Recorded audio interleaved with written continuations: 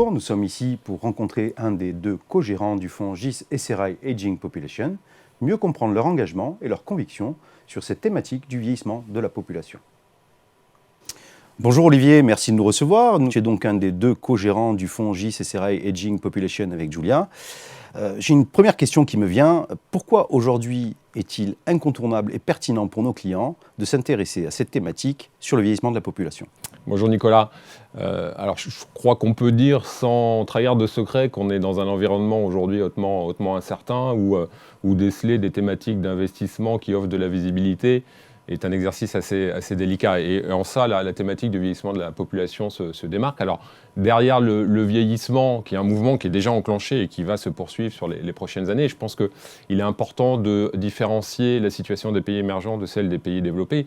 Alors, dans les pays développés, la croissance des seniors, elle va davantage se faire par le haut, notamment par la population des plus de 75 ans.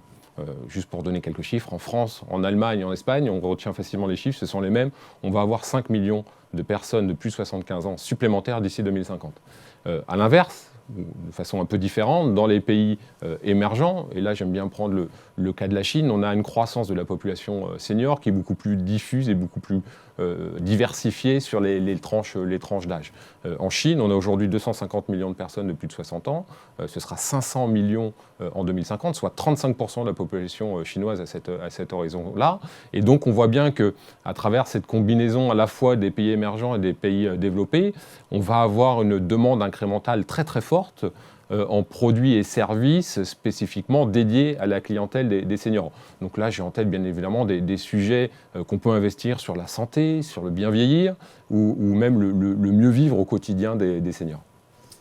Merci Olivier. Donc ces chiffres sont tout simplement impressionnants. D'après ceux qui sont portés à ma connaissance, donc il y aura donc aujourd'hui dans le monde, nous avons à peu près 1 milliard de personnes de plus de 60 ans.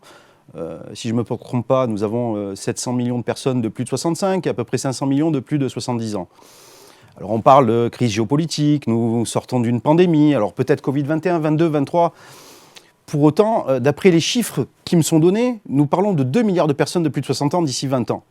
Ce qui légitime toute la pertinence d'investir dans une telle thématique. Qu'en penses-tu ? Alors oui, je vois que tu maîtrises très bien ces chiffres. Alors, c'est vrai que la thématique reste d'actualité. On s'est fait un peu peur, honnêtement, au début de la pandémie en 2020, parce que, on l'a vu, la mortalité a touché essentiellement les personnes les plus âgées. Alors, je touche du bois. A priori, avec la découverte des vaccins, le scénario du pire est derrière nous. Et j'ai même tendance à dire que le vieillissement de la population va s'accélérer parce qu'on a eu, avec cette pandémie, une baisse assez marquée de la natalité. Pareil, pour reprendre l'exemple de la Chine, en gros, sur les 40 dernières années en Chine, à un moment où vous aviez la politique de l'enfant unique, on avait entre 15 et 30 millions de naissances par an.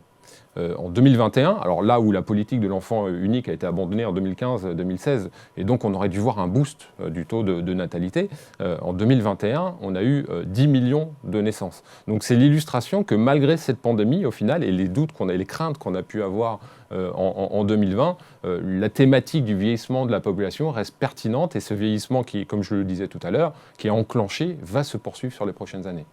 Merci Olivier d'avoir répondu à nos questions, nous avoir éclairé sur cette stratégie du fonds GIS SRI Aging Population qui démontre là encore une fois toute la pertinence pour nos clients d'investir sur une telle thématique dans leur portefeuille.